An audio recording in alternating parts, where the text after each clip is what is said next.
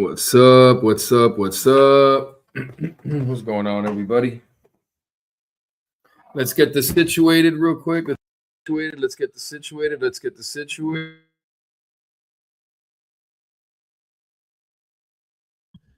What's up, ladies and gentlemen? Hope everybody's doing good. Hope everybody's doing good. You already know what the deal is. You already know what the deal is. It's almost that time, folks. Almost that time. All right. Trump set to speak in a few minutes, 7 minutes till the top of the hour. Thank you so much for watching. Remember to subscribe to the channel, folks. It's your boy Crippy Rob, the Cannabis Convict. Thank you so much for watching. Usually we're just posting cannabis reviews on the channel, but today we're going to be sharing the live stream. I don't know what the fuck the president's going to say. Folks, I've tuned out. At this point, but there's going to be a lot going on. I think there's going to be a lot that's said. There's a lot that's come out in the media the last few days. Not very favorable for Trump. We'll see where this goes, folks. Hope everybody's doing good. What up, what up, what up? Hope everybody's doing good. Make sure you subscribe to the channel, ladies and gentlemen. Make sure you subscribe to the channel. It's your boy, Crippy Rob, the political pothead, a.k.a. Cannabis Convict. Thank you so much for watching. All right. And just a chill smoke sesh, folks. All right. 420 friendly here. I'm a medical licensed Florida medical cannabis patient. Make sure you check out the channel. I'm going to drop it. If you're watching on X, make sure you subscribe to the channel. All right, there you go. Bam. Dropping the channel there and dropping the channel on subscribe for more content. Bam.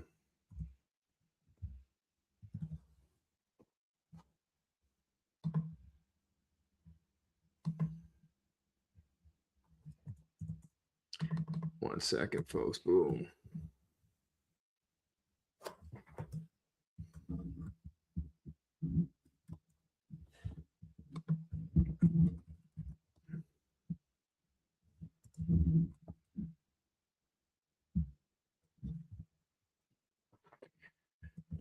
All right, folks. Hope you're doing good. Hope you're doing good. Hope you're doing good. Bong. There you go. And we're good, folks. We got a few. What up? What up, Zappa? What's going on? What's going on? What up, Josh? Yeah, folks, we're gonna have a little sesh. That's what it's gonna be. It's gonna be a little 420 news sesh. All right. Ireland. All right. Ladies and gentlemen, don't worry. Trump's going to speak in a moment. I'm going to share in a few, just giving him some time to come out. All right. He's not out yet. Folks, I don't like some news that I saw today about Trump or the Trumps, his children, the Zionist Salem media. I don't know if anybody's heard that story about Iran being a foreign agent who owns Salem News Media or Salem radio station, Salem Media out on the West Coast. Larry Elder, Mark Levin, Officer Tatum, a lot of different people affiliated with them. Look into that. All right. Israel, apparently, Brad Parscale, who was Trump's former campaign manager, or not campaign manager, but media manager, owns the company or is operating the company. I think it's filed under his name. He's the registered agent.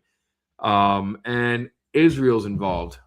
Not surprising, but apparently Israel owns the company, and then Brad Parscale is the one running it. He's the registered agent, but it's owned by Israel. So, folks, there's just a lot going on. I'm just not going to keep up with it anymore. Gas better go down, because if gas doesn't go down, I'm going to have a big fucking problem. Ordinary Americans who've been killed in action. Here. And I'd also like to extend our prayers for a speedy recovery to the wounded. Yesterday, you heard from Secretary Hegseth and the chairman of the Joint Chiefs. Today, I'd like to give you an operational update on where we are and provide you with some key facts. By order of the President of the United States and the Secretary of War, our military in the Middle East is undertaking an unprecedented operation to eliminate Iran's ability to threaten Americans, as they've been doing for nearly half a century. Having spent more than 36 years in the military, I could not be prouder of America's sons and daughters in uniform who are answering the call. More than 50,000 troops, 200 fighters, 2 aircraft carriers, and bombers from the United States are participating in this operation, and more capability is on the way. These forces bring a massive amount of firepower, representing the largest buildup by the U.S. in the Middle East in a generation. In the opening hours of Operation Epic Fury, U.S. Central Command forces, together with Israel, delivered overwhelming and unprecedented strikes into Iran. Many of you may remember the shock and awe strikes of 2003. The first 24 hours of this operation were nearly double the scale, and we continue with 24/7 strikes into Iran from seabed to space and cyberspace. Now we're less than 100 hours into this operation, and we've already struck nearly 2,000 targets with more than 2,000 munitions. We have severely degraded Iran's air defenses and destroyed hundreds of Iran's ballistic missiles, launchers, and drones. And in simple terms, we're focused on shooting all the things that can shoot at us. Our B-2 bombers and B-1 bombers have executed uncontested surgical strikes against multiple missile facilities deep inside Iran. And then just last night, a B-52 bomber force struck ballistic missile and command and control posts. We are also sinking the Iranian Navy, the entire Navy. Thus far, we've destroyed 17 Iranian ships, including the most operational Iranian submarine that now has a hole in its side. For decades, the Iranian regime has harassed international shipping. Today, there's not a single Iranian ship underway in the Arabian Gulf, Strait of Hormuz, or Gulf of Oman, and we will not stop. We will continue to conduct dynamic targeting operations. We're hunting Iran's last remaining mobile ballistic missile launchers to eliminate what I would characterize as their lingering launch capability. Now, in retaliation, the Iranian regime has launched over 500 ballistic missiles and over 2,000 drones.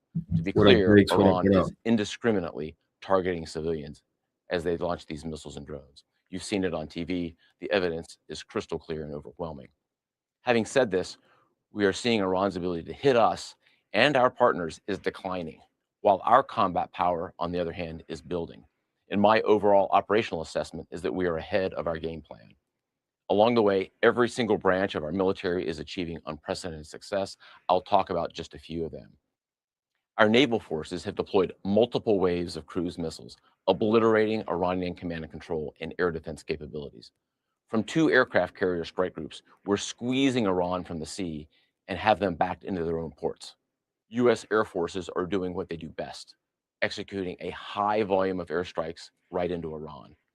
Operationally, the 2 most powerful air forces in the world, the U.S. and Israel, are dominating the skies of the world's largest state sponsor of terror.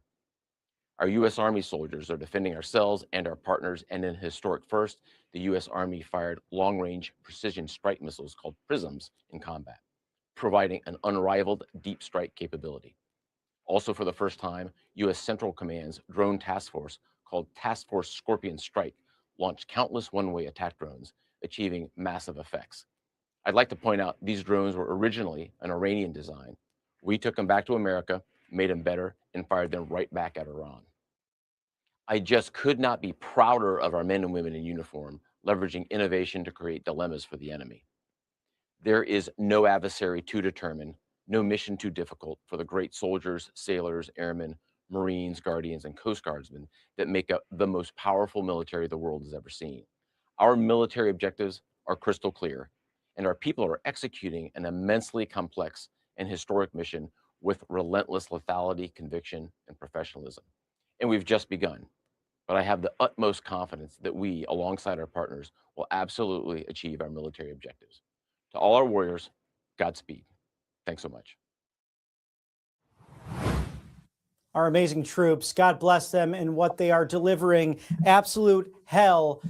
Okay, that wasn't Trump. I hope that's not what it was. I hope we get a little bit more than that.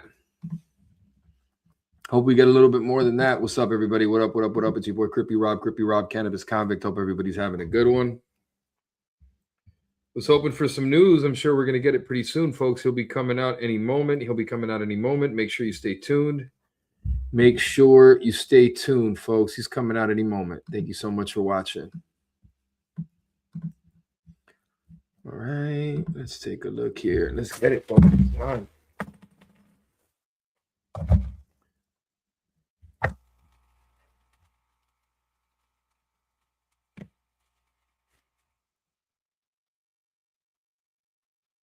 $902.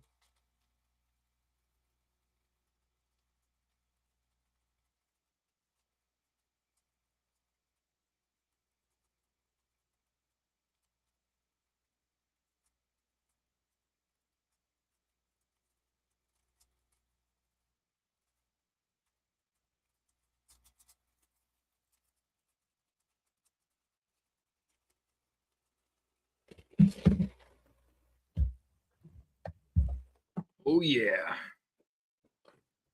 Cheers. Oh, hell yeah. Nice. Here we go, folks. In that attack by Hamas, many more by Hezbollah, Out. and hundreds of Marines back during the Reagan administration in 1983 with a bombardment in the Middle East. Now to the White House, the President of the United States.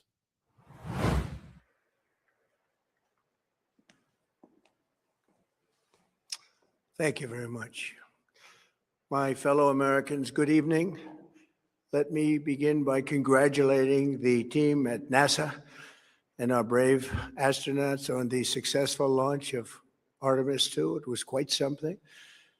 It will be traveling The further than astronauts, any nigga, gas manned is rocket has 425. ever flown and will very substantially pass the moon, go around it, and come back home from a distance that has never been done before. It's amazing.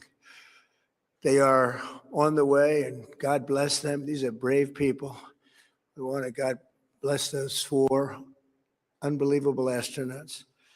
As we speak this evening, it's been just 1 month since the United States military began Operation Epic Fury, targeting the world's #1 state sponsor of terror, Iran.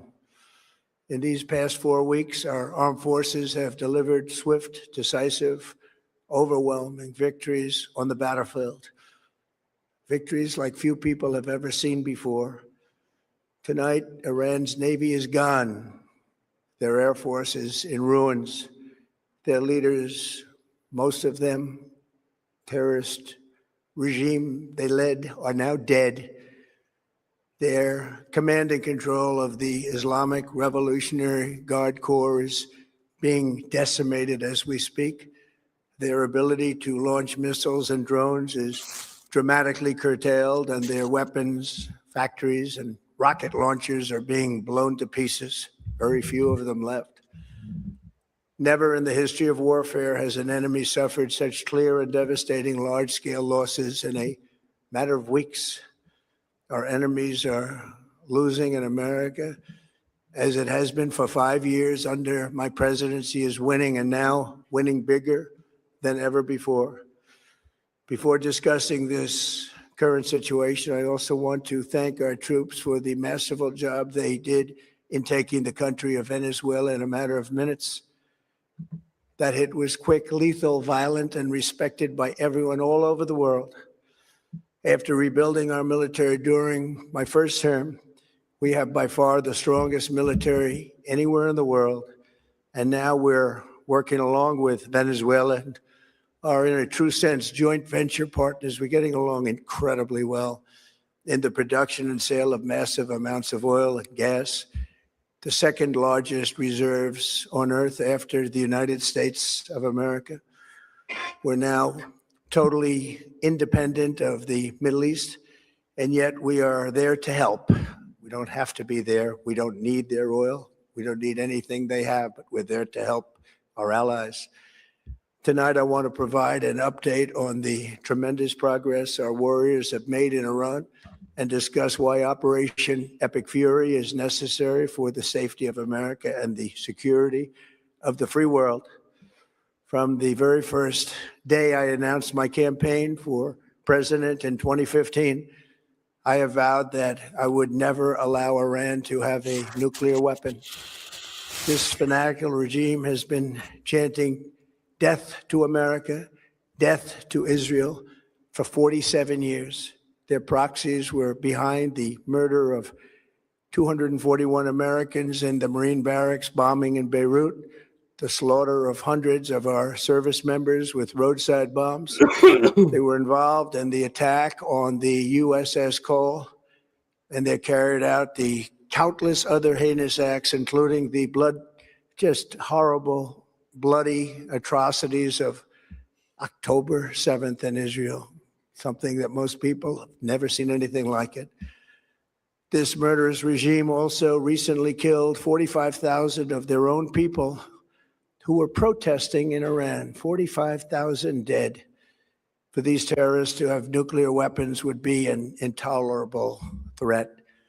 The most violent and thuggish regime on earth would be free to carry out their campaigns of terror, coercion, conquest, and mass murder from behind a nuclear shield. I will never let that happen, and neither should any of our past presidents. This situation has been going on for 47 years and should have been handled long before I arrived in office. I did many things during my 2 terms in office to stop the quest for nuclear weapons by Iran first, and perhaps most importantly, I killed General Qasem Soleimani in my first term. He was an evil genius, brilliant person, a horrible human being, however, the father of the roadside bomb, and he lived just horrible what he did. Iran would have been perhaps in far better, stronger position. Had he lived, we would have had probably a different conversation tonight. But you know what? We'd still be winning and winning big. And then very importantly, I terminated Barack Hussein Obama's Iran nuclear deal, a disaster. Obama gave them $1.7 billion in cash, green cash, took it out of banks from Virginia, D.C., and Maryland, all the cash they had. Flew it by airplanes in an attempt to buy their respect and loyalty, but it didn't work. They laughed at our president and went on with their mission to have a nuclear bomb. His Iran deal would have led to a colossal arsenal of massive nuclear weapons for Iran, and they would have had them years ago, and they would have used them. It would have been a different world. There would have been no Middle East and no Israel right now, in my opinion, the opinion of a lot of great experts. Had I not terminated that terrible deal, and I was so honored to do it. I was so proud to do it. It was so bad right from the beginning. Essentially, I did what no other president was willing to do. They made mistakes, and I am correcting them. My first preference was always the path of diplomacy, yet the regime continued their relentless quest for nuclear weapons and rejected every attempt at an agreement. For this reason, in June, I ordered a strike on Iran's key nuclear facilities, an Operation Midnight Hammer. Nobody's ever seen anything like it. Those beautiful B-2 bombers performed magnificently. We totally obliterated those nuclear sites. The regime then sought to rebuild their nuclear program at a totally different location, making clear they had no intention of abandoning their pursuit of nuclear weapons. They were also rapidly building a vast stockpile of conventional ballistic missiles and would soon have had missiles that could reach the American homeland, Europe, and virtually any other place on earth. Iran's strategy was so obvious. They wanted to produce as many missiles as possible, and they did, with the longest range possible. And they had some weapons that nobody believed they had. We just learned that out. We took them out. We took them all out so that no one would really dare stop them. And their race for a nuclear bomb, a nuclear weapon like nobody's ever seen before. They were right at the doorstep. For years, everyone has said that Iran cannot have nuclear weapons. But in the end, those are just words if you're not willing to take action when the time comes. As I stated in my announcement of Operation Epic Fury, our objectives are very simple and clear. We are systematically dismantling the regime's ability to threaten America or project power outside of their borders. That means eliminating Iran's Navy, which is now absolutely destroyed, hurting their Air Force and their missile program at levels never seen before, and annihilating their defense industrial base. We've done all of it. Their Navy is gone. Their Air Force is gone. Their missiles are just about used up or beaten. Taken together, these actions will cripple Iran military, crush their ability to support terrorist proxies, and deny them the ability to build a nuclear bomb. Our armed forces have been extraordinary. There's never been anything like it militarily. Everyone is talking about it, and tonight I'm pleased to say that these core strategic objectives are nearing completion. As we celebrate this progress, we think especially of the 13 American warriors who have laid down their lives in this fight to prevent our children from ever having to face a nuclear Iran. Twice this past month, I have traveled to Dover Air Force Base, and it's been something. I wanted to be with those heroes as they return to American soil, and I was with them and their families, their parents, their wives, their husbands. We salute them, and now we must honor them by completing the mission for which they gave their lives. And every single one of the people, their loved ones said, please, sir, please finish the job, every one of them. And we are going to finish the job, and we're going to finish it very fast. We're getting very close. I want to thank our allies in the Middle East, Israel, Saudi Arabia, Qatar, the UAE, Kuwait, and Bahrain. They've been great, and we will not let them get hurt or fail in any way, shape, or form. Many Americans have been concerned to see the recent rise in gasoline prices here at home. This short-term increase has been entirely the result of the Iranian regime launching deranged terror attacks against commercial oil tankers in neighboring countries that have nothing to do with the conflict. This is yet more proof that Iran can never be trusted with nuclear weapons. They will use them, and they will use them quickly. It would lead to decades of extortion, economic pain, and instability worse than we can ever imagine. The United States has never been better prepared economically to confront this threat. You all know that. We built the strongest economy in history. We're going through it right now, the strongest in history. In 1 year, we've taken a dead and crippled country. I hate to say that, but we were a dead and crippled country after the last administration and made it the hottest country anywhere in the world by far, with no inflation, record-setting investments coming into the United States, over $18 trillion, and the highest stock market ever, with 53 all-time record highs in just 1 year. It all positioned us to get rid of a cancer that has long simmered. It's known as the nuclear Iran, and they didn't know what was coming. They've never imagined it.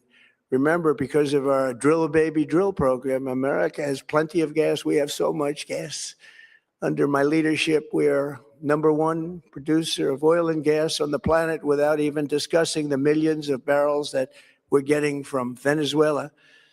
Because of the Trump administration's policies, we produce more oil and gas than Saudi Arabia and Russia combined. Think of that, Saudi Arabia and Russia combined. And that number will soon be substantially higher than that.